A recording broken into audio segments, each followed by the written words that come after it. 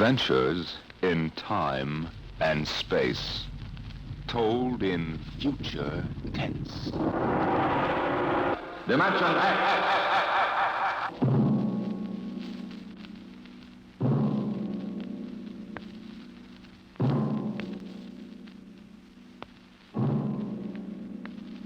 Can you predict what will come in 100 years? Or in 10? Or in the next minute? Some people think they can. Nuclear scientists, mathematicians, astronomers, biologists. They'll predict the shape of the future. Why? Because they make the future. Because they see beyond the known dimensions of time and space into the unknown. Dimension X. We go ahead now in time to 1965. We're on a vast concrete runway set in the desert of the Southwest. A giant metal ship stands before us, prow pointed for the stars. And in 5 minutes, the signal will flash, and it will tear up through the atmosphere to the outer limit. Attention. Attention. Clear field for takeoff. Clear field. 5 minutes, Steve. For takeoff. Boiler up, Charlie. I want to go over procedure again, Steve. Don't worry, I got it straight. You just make sure. Okay. I take her up on jets to 50,000, then I cut in the rockets. No lower, or your tail blast will burn out 3 counties. I climb 4 minutes on rockets, then start maneuver tests. Remember that, no more than 4 minutes. Right. This ship isn't like those strato-rockets you've been testing. She's the first one built for outer space. If she works, she can go clear to the moon. If I'd have known that, I'd have brought my toothbrush. Well, not this trip. Now get this, Steve. You've got power there to clear the Earth's gravitational field. But remember, after you cut in the rockets, you've only got 10 minutes fuel. If you go beyond the outer limit and don't save fuel for the return... I know, I won't get down again. That's right, Steve. You'll drift off into space. Get that now. 10 minutes fuel. Gotcha. Now, as far as I'm concerned, this project is a lot more important than that cosmic ray bomb they're testing out in the Pacific tonight. Well, the Security Commission brass doesn't think so. I don't see any undersecretaries under anything. Don't worry. In the long run, our ship will make the CR bomb back-page stuff. But in the meantime, it's just as dangerous. Remember, half the principles in this ship are pure theory, Steve. Slide rule stuff. If anything goes wrong, we may have to scrape you off the landscape with a soup spoon. You have a charming sense of humor. Now, here's what I'm getting at. We're risking your neck in this test. If anything blows, we don't want to have the next man pull the same boner. I know, Hank. So keep your mic open and keep talking. If anything goes wrong, we want to know exactly why. And we won't be able to ask you. Let us know before you pull every switch. Before you do anything. You got that? Yeah. Even if you only have to blow your nose. All right, get those fuel lines away. Okay, Mr. Brooks. Well, I guess that's about all, Steve. Hey, that reminds me. Look, if Mary calls, I'm just up on a milk run. I didn't tell her today was it. How is she? She's okay, but she's due about now, and I don't want her to be nervous. Hey, I didn't know the baby was that close. Yeah? Steve, I really ought to be sending a single man on this job. What, and cut me out of a soft paycheck? Forget it, Hank. You know you can't get anybody else who can take 15 G's acceleration when those rockets cut in. Yeah, I know. It's time, Steve. Yeah. Well, see you later. Don't worry, Hank. I'll sweat for both of us. Button her up, Charlie. So long, Hank. So long. We'll give you the light from control.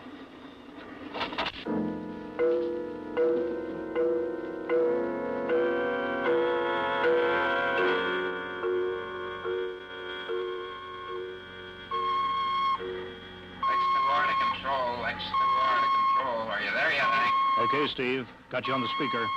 I'm ready to go. Mr. Hanson. Ready on radar, Sergeant? Mr. Hanson, you better see this. What is it, Elsa? Message center for Steve. Mrs. Weston just left for the hospital. What? Hello, Steve. Yeah. Stand by a minute.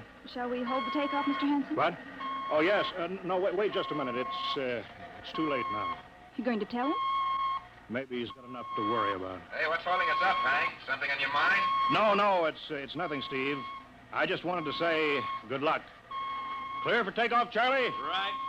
Okay. Give him the light.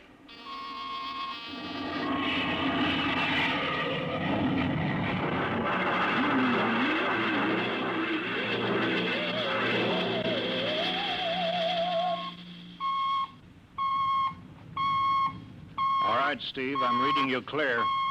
I'm at 40,000. Airspeed 600. She's running fine. Soundproofing works. There's a third-degree waiver in the AGY pressure. Got that, Charlie? Check. Dead center on radar, Mr. Hanson. 50,000 now. Cutting out the port jet. Now the starboard. Off jets. Airspeed dropping. Opening the rocket ports. Switch sticks a little, Charlie. Oxy alcohol pressure is 350. All right, now I'm advancing the ignition key. There goes rocket one.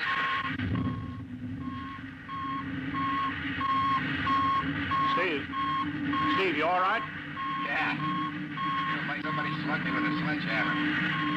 Airspeed now, 1,200. Here goes number two.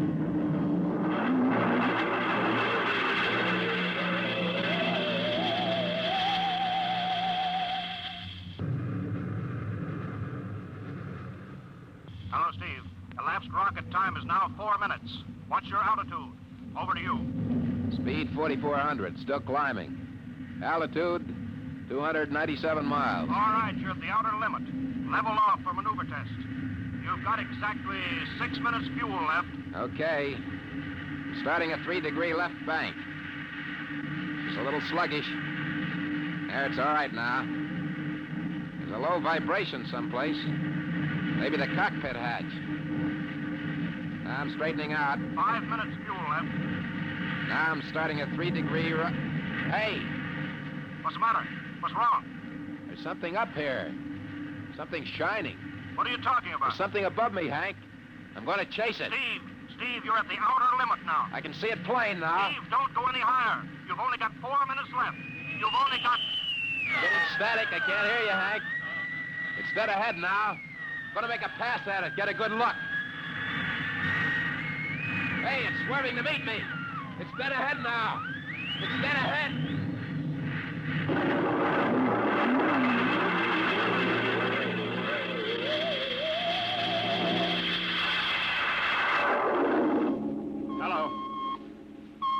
Hello, Steve. Steve, come in. 9 minutes fuel gone. Still no sign on radar. Hello, Steve. Steve, what's happened? Charlie, get out the crash squad. Tell the Army squadron to alert their search planes. Right. 9.5 minutes gone. Hello, Steve. Squadron.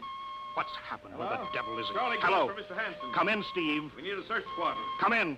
No, Mr. Hanson's busy. Hello, Steve. Hello, Steve. 10 minutes, Mr. Hanson. That's the end of this fuel.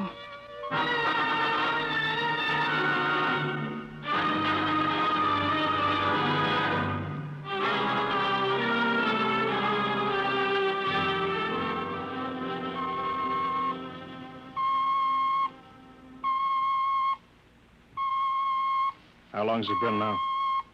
10 hours, Mr. Hanson. Nothing more on radar, Sergeant? Screen's blank. Colonel Corelli called in. Search planes are back. He didn't find anything. Should be some trace. Couldn't have bailed out, could he? You don't hit the silk at 4,400 miles an hour. Either went past the outer limit, ran out of fuel. Something blew, and we'll find the pieces scattered from here to the coast. Why does it have to be the best man? Always the best man. I'll get it. Charlie, Yes, Charlie, I'll take it. we've got to That's figure out fine. what was wrong. All right, I'll tell him. Something Right. must have Mr. blown. Hanson. Yeah. There's a message from Northside Hospital for Steve. Well, what is it? Mrs. Weston's fine. It's a boy. Thank you, Elsie. It's a boy, Charlie. Oh. Fine. It's a boy. He didn't even know she went to the hospital. How am I going to tell Mary that? Wasn't your fault, Mr. Hanson. Ship had to be tested. Yeah, we'll build another one, and some other flying fool will shoot past the outer limit into space. Oh, I'm getting old, Charlie. You can remember when I used to take them up myself. Now I've got to send other men. It's a job, Mr. Hanson. Now I'm afraid. Every time I hear a jet go off, I jump. Every time I have to send someone up in a new model, I start to sweat. Mr. Hanson. Yeah? I think there's something on the radar. No flights scheduled in, are there, Elsie? We have the whole day cleared. It's coming in behind us. Here it comes over the building. What crazy jockey is buzzing the field like that? Is that an Army plane, Charlie? I can't see. It's turning. Charlie, alert the field. I know that engine. It's Steve. That's impossible. Look, that's his ship. It can't be. Well, there's no other model like that. It's Steve, all right. He's coming in. Thank God. Thank God.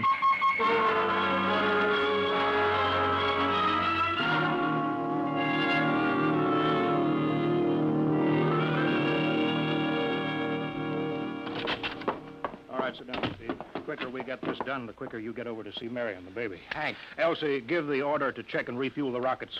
I don't want anybody in here till I get Steve's reports. Bury any calls. All right, let's have it. What the devil happened to you?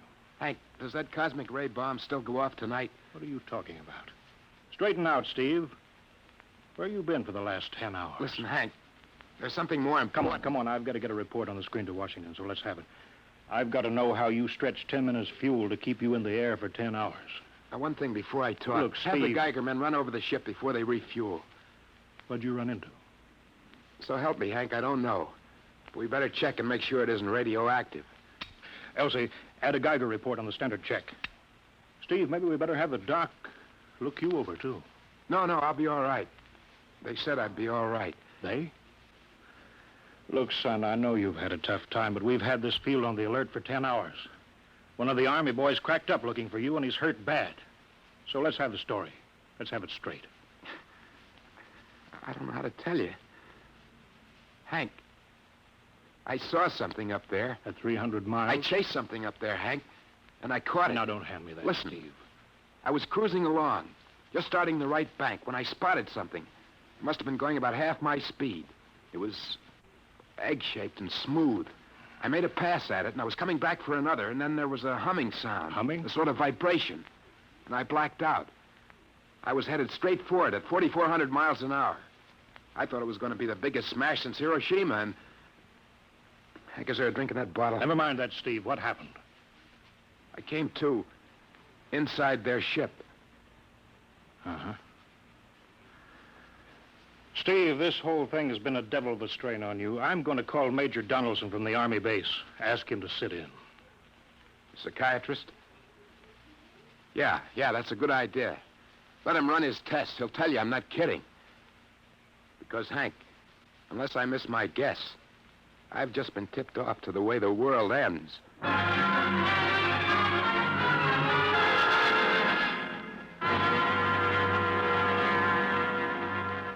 All right, Mr. Weston, suppose you continue your story. Yes, let's have it, Steve. You woke up inside the ship? Yes, and the place was jammed with machinery. Dials, blinkers. I couldn't recognize anything. And you were surrounded by these men from Mars? I didn't say anything about men from Mars. I didn't even say they were men. I couldn't see them clearly. They were just there. Where did they come from, then? Another galaxy. Millions of miles outside of our solar system. That's all I know. You figure out where they came from. And they came all that distance to find the Earth? Yes. Did they tell you that? Yes. You mean they spoke English to you? No, they didn't. That's funny. Hadn't thought. They didn't really speak to me at all. They just planted the thoughts in my mind. You mean thought transference, telepathy? Yes, that's right. Well, Steve, what brought them here? We did, Hank. We rang their bell. We brought them in. Well, how? With our atomic explosions. Hank, that's why you've got to stop that bomb test tonight. I'll give up. Look, you've got to believe me, Hank. Oh, how can I make you understand? Maybe I can help, Mr. Weston. Would you submit to narcopsychometry? What's that? Under proper drugs, I can put you back in this ship by suggestion. Then we can get a playback record of your memory pattern on the audio circuit. And how long will that take? Half an hour. We'll have to go over to the lab. Will you believe me if it checks? It will give us an accurate memory picture of what your mind reports. All right, let's go. Hank, you got to believe me. We haven't got much time.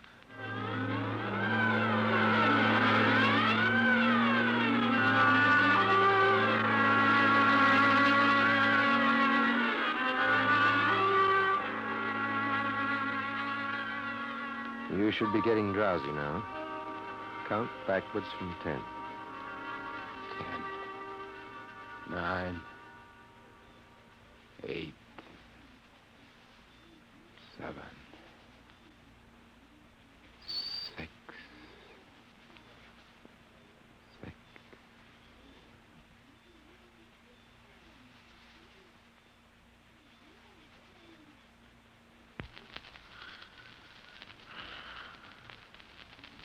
He's under.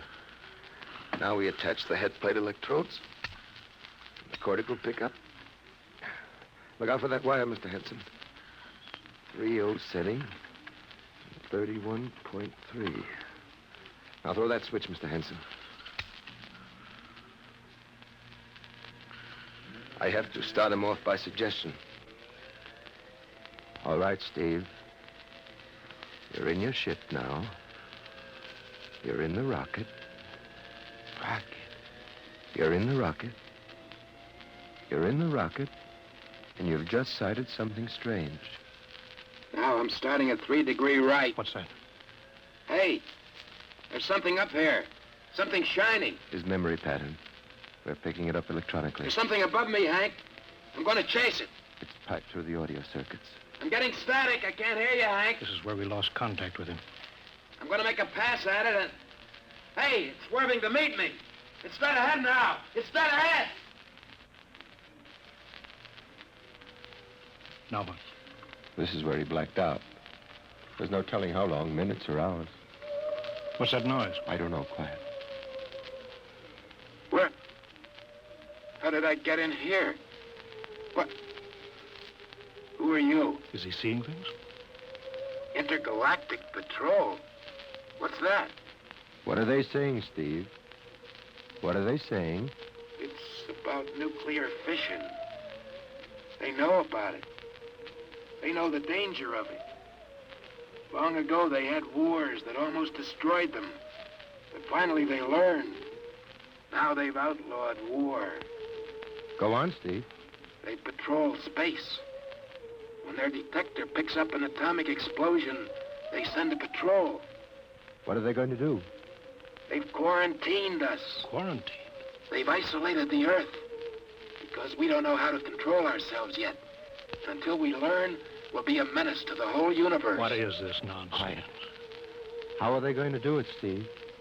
They've spread a layer out here of... I don't know how to call it. All around the Earth. It's miles deep. When there's an atomic explosion on Earth, the radioactive particles will drift up to this layer and set off a chain reaction. It'll go around the world in microseconds. And that's the end. The end? What's he... Wait. Yes. Yes. I understand. I've got to bring back the warning. You're going to put me back in my ship to bring the warning.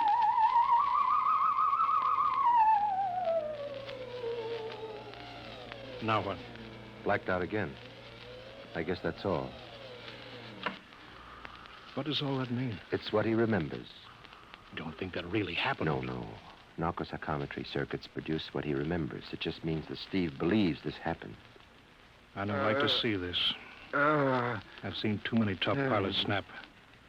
Steve is the best I've known. How bad do you think he is? Frankly, outside of the presence of this well-organized hallucination, there's no sign of unbalance. May not be too serious. If he had a more plausible story, I'd be inclined to believe him. Warning. Hank. It's all right, boy. Did you hear it, Hank? You understand? Sure. We've been quarantined. Let me give you something to make you sleep, Steve. Don't you understand? They fixed it so that if we set off one more nuclear explosion, that'll be it. Of course. Don't roll your sleeve down. You don't believe me. Now, take it easy, Steve. But the test tonight. They're setting off the CR bomb. Hank, what time is it? 11:20. Well, it's scheduled for midnight. Hank, we gotta stop that bomb. Steve, let Donaldson give you the hypo. Hank, you've gotta believe me. I saw them. I got the warning. If we touch off that bomb tonight, it'll be the biggest galactic 4th of July of all time. The whole Earth will go up like a Roman candle. April 10th, 1965, the end. Now, look, Steve, you better calm down. Don't you want to see Mary and the baby? You've got a new son, remember? Yeah, that's just it, Hank. I want to see my son. I want him to live. If that bomb goes off, Hank, we've got to stop them. Mr. Hanson, I think we'd better get over to the base hospital. Hank, you've got to believe Yeah, me. sure, Steve. Maybe there is something to it. Look, it's out of your hands. I'll put it in a report and shove it into Washington in the morning. In the morning? There isn't going to be any morning, Hank. Don't you understand? You've got to call Washington now. Get the head of the Security Commission and postpone that test. Now, you know I can't do that, Steve. My neck would be out a mile. Besides, this is 1965, not 45. 20 countries have atomic bombs now. What's the use of stopping just this one? The rest will keep right on popping them Well, then off. we'll have to call an international conference. Can't you understand, Hank? The first one that goes off finishes us at the end. They've given us the quarantine warning. Steve, I think you'd better go with us to the base hospital. Look, Steve, we can call up for a detail if we have to. All right. I'll go with you. You don't need a straitjacket. That's the way, Steve. You'll probably feel better by morning. Let's go.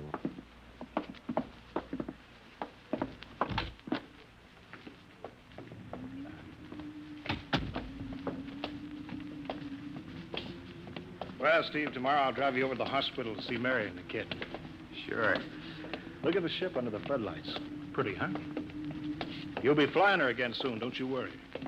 Yeah, I guess so. What you doing out in the line? They, refuel her? Yeah, we got Clausewitz coming in tomorrow from Denver for another test. Figure we give you a day off. That's good. That's Fine. Steve, come back. Come on, Donaldson. Steve, wait. He's heading for the rocket. Look, there he goes up. That crazy fool. We can't get at him now. That covers armor glass. He's waving. Yeah, towards control. What's the radio? He means the radio. Come on. I should have gotten help. Oh, the radio's still hooked up here.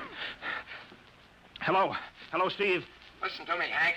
You gotta call Washington now. Come out of that rocket, Steve. I'll call my men. And don't try anything, Hank. They've refueled the rocket for tomorrow. Take it easy, Steve. Listen, you know what'll happen when I fire the rocket tubes down here? Steve, don't. It'll burn out every building for 5 miles. All of us in one big blast. Steve, what do you want? You've got to stop that bomb. You got to call Washington right now. They won't believe me. You make that call or I cut in the rocket. Now, I mean it, Hank. Now, hook my screen to yours in parallel. I want to see exactly what you're doing. All right. Just don't fire those rockets. Get going, Hank. You got 12 minutes to make that call and stop that bomb. All right, I'm making the parallel hookup right now. Donaldson, you think he'll really blast? I don't know. Up to now, I'd almost say he was normal, but now he's liable to do anything, Hanson. Steve, there, you getting it on your screen? Yeah. Now, put that call through. All right. Operator, Visit screen to Washington. the Visiscreen circuits are busy, sir. If you'll try again in half an hour. This is Security Commission priority. Break in, get me a line. Yes, sir. Just a moment, please. 10 minutes, Hank. Listen, Steve, I'm trying. We're ready to take your call, sir. Washington, Security Commission 3. This is urgent.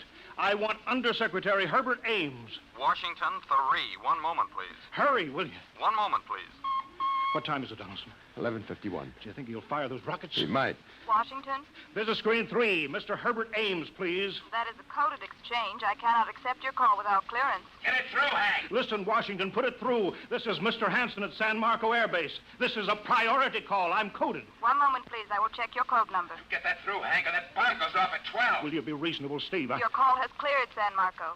Washington, visit screen 3. Herbert Ames, please. Security Commission Ames. Listen, Ames. Hello, Hanson. Ames, you got to get me to the chief. Are you kidding? He's at the test control room. Yes, I know, but get him for me. What's up? You look lousy. Or is it a bad circuit? There's no time. I've got to get him before the test. It's about the CR bomb. I can't take that responsibility. Get that through, Hank, or I blast. Hey, what's going on there? Ames, my project has a high enough rating. This is a priority A call. What? Well, okay, it's your neck. I'll try to get him for you. He's in the control room, so you'll have to switch off your screen and speaker and go on earphones. Too much going on in there. Security ruling. You hear that, Steve? I've got to cut the incoming screen. All right, but don't try anything. 8 minutes, Hank. Hello? What? You got him, Hank? Yes. This is Hanson at San Marco. No, sir. Priority A request to cancel the bomb test. No, I'm serious. This is deadly serious. We sent the X-2 JTR up today to the outer limit. We uncovered evidence. Yes, on the automatic instruments. What's that? No possible chain reaction. No, I can't tell you the whole story. There isn't time here. Yes, I'll bring the readings into Washington in the morning. You've got to postpone the test till you see them. Look, I've worked on contracts for the commission for 10 years. Yes, I have complete confidence in my information. You can record that. All right, I'll call you back immediately. Bye. Hank? Hank? He's agreed to cancel, Steve. The bomb won't go off. All right, boy. You can come down out of that ship.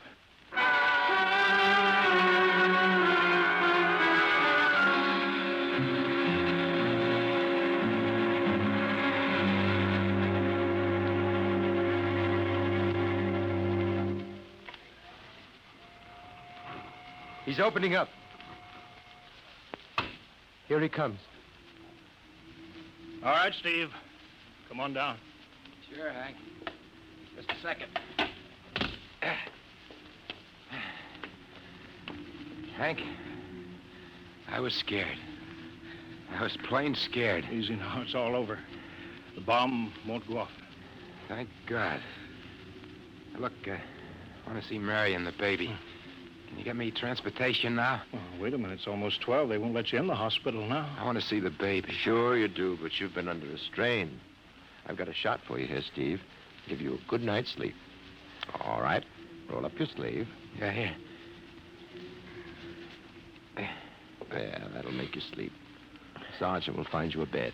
Yes, sir. Come on, Mr. Weston. Okay. Good night, Hank. I'm kind of beat. It's been a tough night.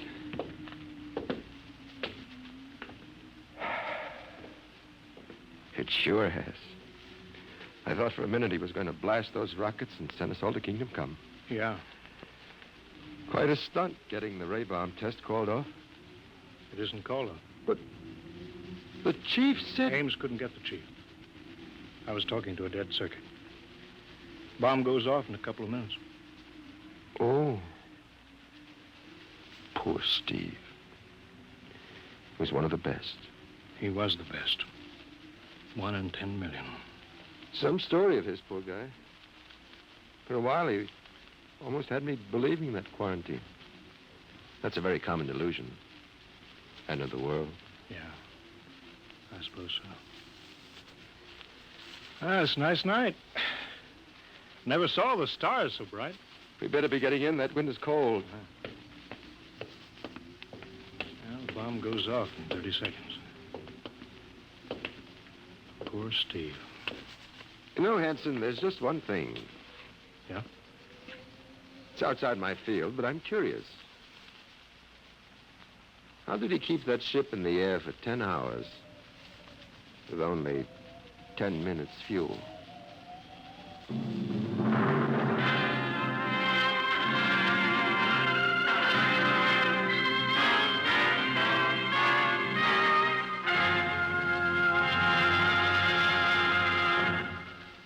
You have just heard The Outer Limits by Graham Dorr, an adventure in time, space, and the unknown Dimension X.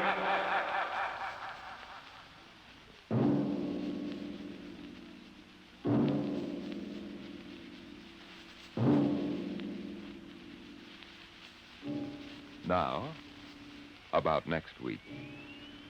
Have you ever heard of the Mark III? The amazing electronic brain at Harvard that instantly solves the most complicated scientific problems. Suppose you had a mechanical brain like that in your house. A robot that was always at your service, so that you could just sit with folded hands and relax the rest of your life. That would be nice, wouldn't it? Perfect. That's what they thought when it happened in the year 2006. But they were wrong, terribly wrong. How? I'll tell you next week. Tonight's story, transcribed on Dimension X, The Outer Limit by Graham Dorr, was adapted for radio by Ernest Kenoy. Featured in the cast were Joseph Julian as Steve, Wendell Holmes as Hank, and Joe DeSantis as Major Donaldson. Your host is Norman Rose. Music was by Albert Berman. Sound designed by Sam Monroe. Edward King directed.